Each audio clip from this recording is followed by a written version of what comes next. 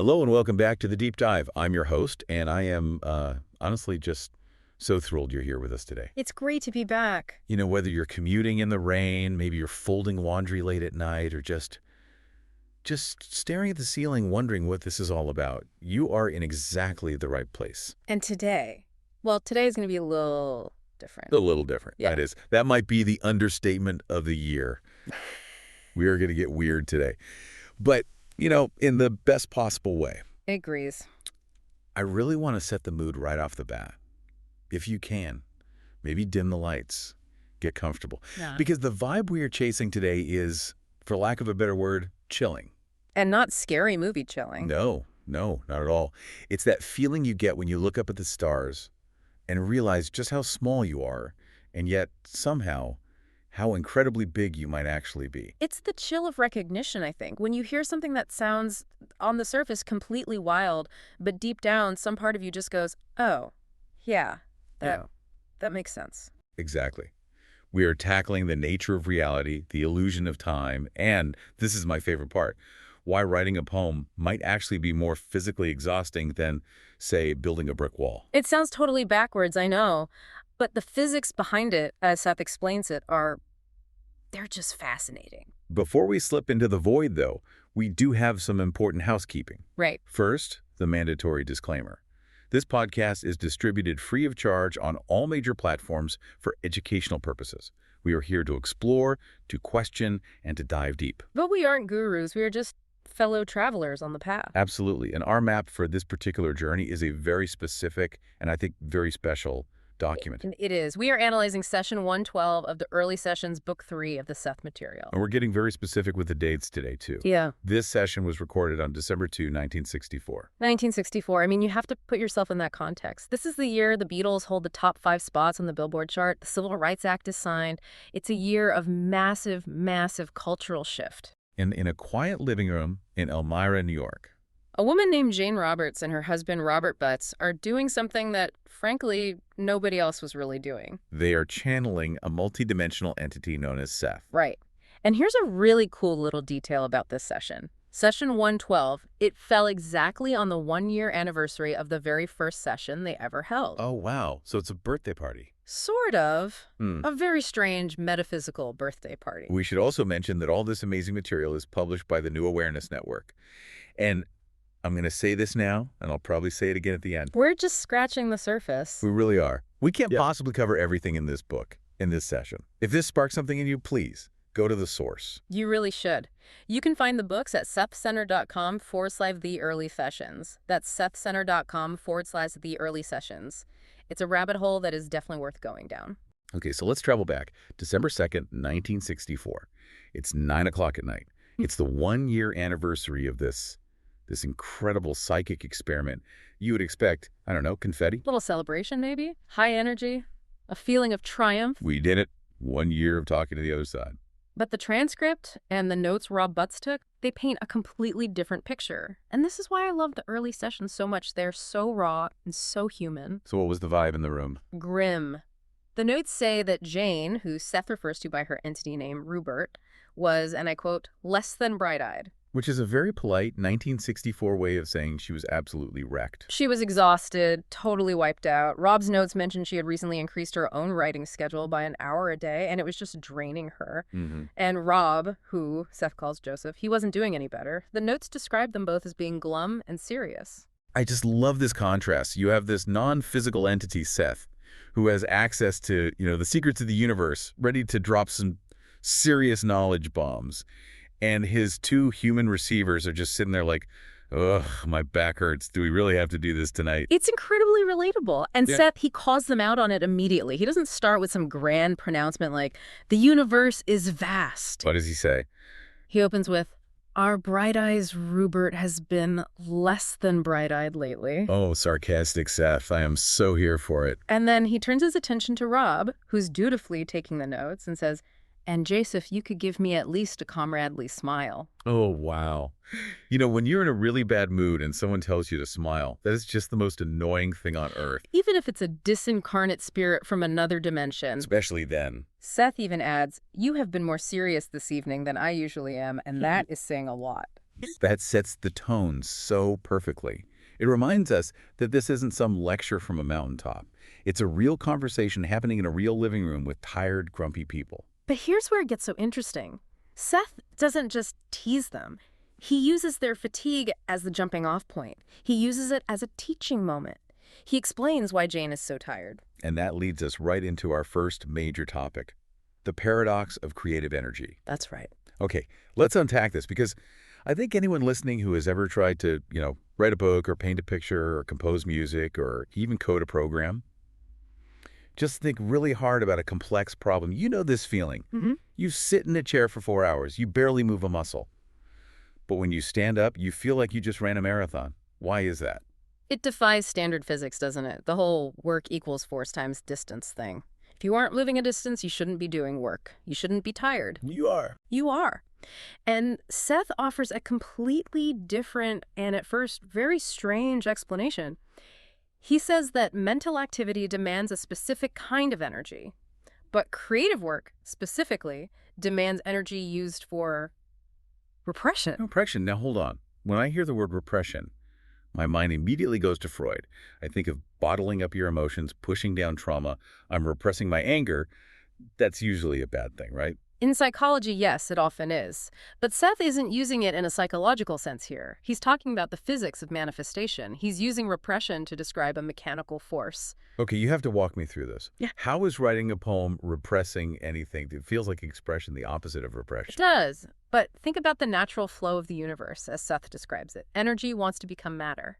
An idea, a thought form, it has an innate impulse to become a physical object. Okay. And so if you have an idea for a house, the natural sort of end state of that idea is a literal pile of bricks and wood in the shape of a house. Got it. Idea moves toward physical object. That's Yeah. the path of least resistance. Exactly. But an artist interrupts that flow. Jane, in her writing, isn't building a physical house. She's writing a description of a house.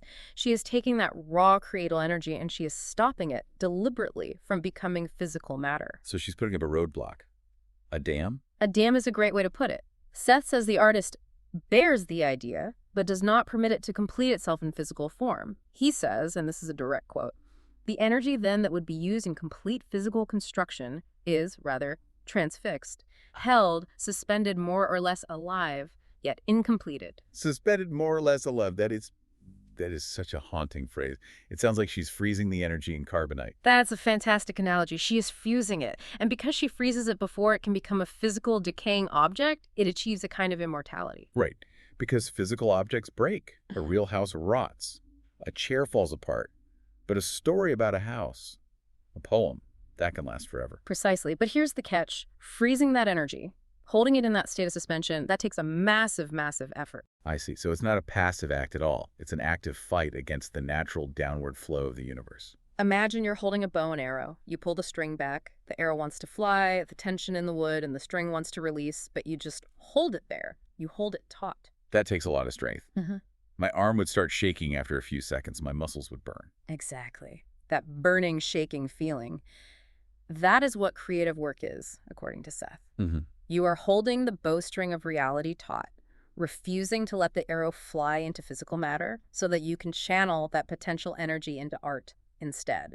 You are forcing the energy into what he calls a different channel. And that explains the exhaustion. You aren't just sitting there. You are metabolically fighting the momentum of creation itself in order to redirect it. You are wrestling with the raw stuff of the universe. Seth says this process is, quote, exhausting. It consumes a tremendous amount of energy to keep that idea transfixed. That makes me feel so much better about all my afternoon naps. I'm not lazy. I'm just recovering from holding back the physical construction of the universe. You're a cosmic weightlifter. But, this raises a really important question. If it's so damn hard, Yeah. why do we do it? Why would anyone choose to do that? Why not just let the energy become a physical thing? Why bother writing the poem? Seth touches on the motivation here, and it's really profound. He says there are two reasons. The first is pretty straightforward. There is just the exuberant desire of all energy to express itself. Energy is playful and wants to create. Okay, that makes sense. But the second reason is a bit darker, or maybe just more rebellious. Rebellious. How so? He says there is a deep dissatisfaction with the universe as it is currently interpreted. dissatisfaction.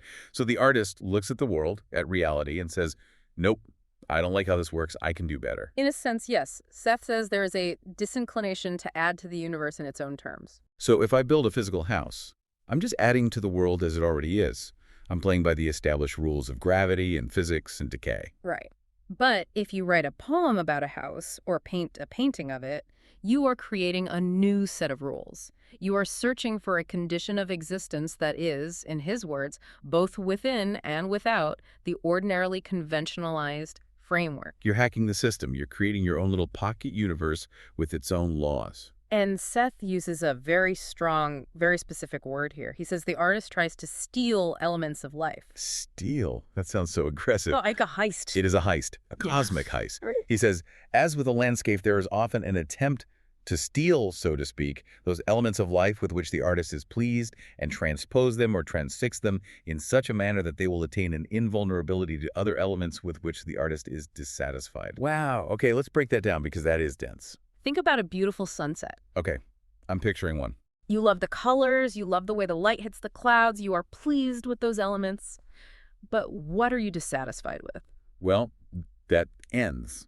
In 5 minutes, it's gone. The sun goes down, it gets dark, it gets cold. Exactly. You are dissatisfied with time and decay. So as an artist, you paint the sunset, you steal the light and the color from the physical world, and you freeze it on the canvas. Now that painted sunset never gets dark. It never gets cold. You have made it invulnerable to the elements you hate. That is heartbreakingly beautiful. It makes art feel like a rescue mission. You're trying to save the beautiful moments from being eaten by time. It is. It's a rebellion. It's an attempt to save the parts of reality we love from the parts of reality we fear. So Jean was so tired because she was spending her evenings trying to save the world from entropy. Yeah. No wonder she needed a nap.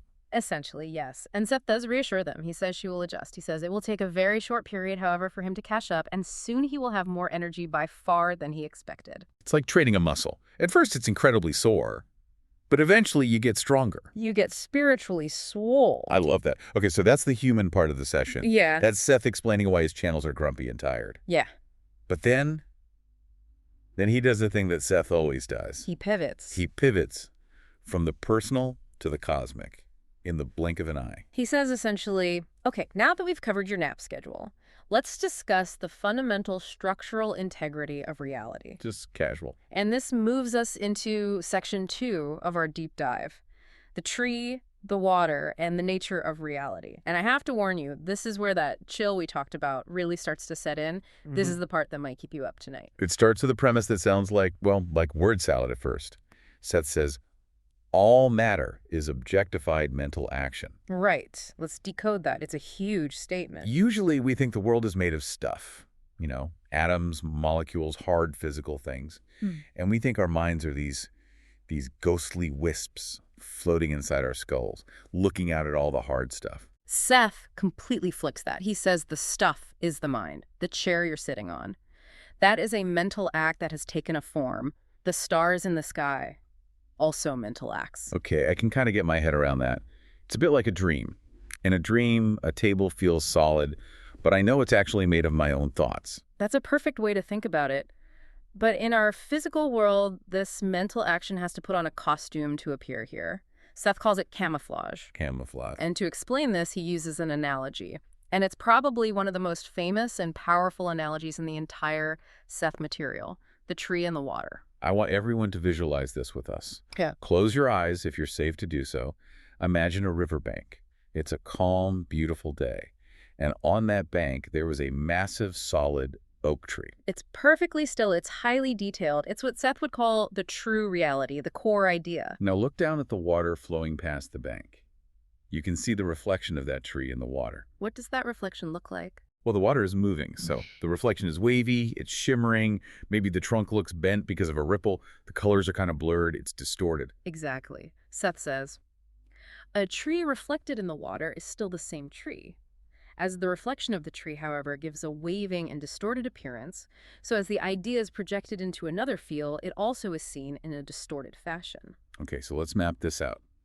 The solid tree on the bank is my soul, my higher self, the true me. Yes, the tree is the original idea, the core identity, the source code. And the water is physical reality, this world we live in. The water is the camouflage field. It's the medium, the atmosphere that we are living inside of. So when my soul, my tree, tries to show itself in this world, it looks wavy and distorted, just like that reflection. Correct. And the first takeaway from this part of the analogy is actually really comforting.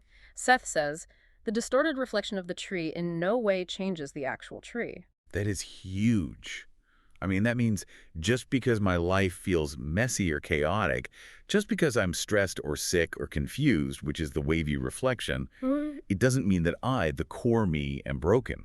My true self on the bank is still solid. It's still whole and perfect. That's the standard view of it. It's a very Platonic idea. The perfect form versus the imperfect shadow. It makes you feel safe. And I have a feeling Seth doesn't let us stay safe for long, does he? Not at all. He drops the hammer. He says, and these are his words, here is where it gets delicate. Delicate. That's code for hold on to your sanity, we're going in. He goes back to the analogy. He says, look, in our physical world, we know the tree stays on the bank and the reflection stays in the water. They are separate things. One is real and one is a picture. Right. Simple enough. But Seth says in the basic universe, in the true mechanics of reality, the tree would fall crashing into the water. Wait, pause. The tree crashes into the water. He says, in our basic universe, the tree, while remaining stationary, would nevertheless fall crashing into the water. That sounds like a complete contradiction. How can it remain stationary and fall crashing into the water at the same time? This is the mind bender. This is the core of it. Seth is explaining that consciousness, what he calls mental action, it isn't a static statue. It's not content to just sit on the bank and admire its own reflection. It is dynamic. It is propulsive.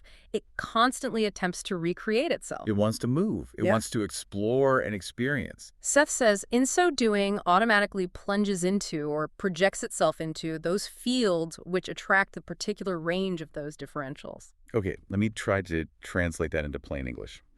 My true self, the tree, sees this physical reality, the water. And it doesn't just want to look at it. It's not a tourist. It wants to know what the water feels like. Yes, So exactly. it projects a part of itself, which is me, into the water. It dives in head first. It crashes in. It's a violent, active, energetic event. Seth says we are adding mobility and dimensions of actuality that the stationary tree on the bank doesn't have by itself. So by crashing into the water, the tree learns what wetness is. It learns what currents are. It learns what ripples feel like from the inside. Precisely. It's gaining experience. This changes everything. Because if I am the reflection, I'm not just a passive picture floating on the surface. I'm the result of a cosmic cannonball. You are the splash. I am the splash. I love that. You are the active, dynamic impact of your soul hitting the medium of physical reality. But the paradox is still there. Yeah. Seth insists the original tree is still in the bank, totally fine. Yes. He emphasizes this. He says, it remains as untouched by its own reflections as does the stationary tree remain independent from its reflections in the water. That is the truly chilling part for me. It means there is a version of me, the real me, that is standing on the bank, totally fine, totally safe, watching me struggle and splash around in the water. Watching or feeling. It's experiencing the water through you. But it isn't drowning in it. You are its probe, its avatar. It's such a weird dual awareness to think about. To be the diver and the person standing on the diving board at the exact same time. And this leads us directly to the next logical problem. Yeah. If everything is happening at once, if the tree is on the bank and in the water simultaneously, then why doesn't it feel like that? Why does my life feel linear? Why do we have time? Yes. Section 3, deconstructing time. This is where it gets even stranger, if that's possible. If reality is a crash, then time is the debris from that crash. Seth has a very unique definition of time in this session. He doesn't talk about clocks or planetary orbits. He talks about resistance. He links it right back to the physics of the crash. Imagine that tree hitting the water again. Okay. Splash. The water is dense, it's thick, it resists the tree, it pushes back as the tree plunges in. Right. There's drag, there's friction. Sitt calls this the resistance barrier. He says that every system, whether it's our entire universe or a single atom or a galaxy, is surrounded by a kind of resistance barrier, like a skin or an atmosphere. Like when a spaceship re-enters the Earth's atmosphere. It hits the air, and there's immense friction. There's heat, light. It slows down dramatically. Exactly that. That friction, that dramatic slowing down as the object enters the new system. That is what we call time. Whoa. So time isn't a river we're floating down. Time is a measurement of how hard it is to get into the club. That's a great way to put it. Seth defines it very clearly. For all systems, so-called time is measured with the entrance or projection of any given mental action through this resistance barrier. So time is drag. Time is the struggle of the idea, the mental action trying to become matter within this system. Yes. And think about the implications of that for a second. If there were no resistance, If the water offered zero drag, if it were a vacuum, then the action would be instantaneous. There would be no time.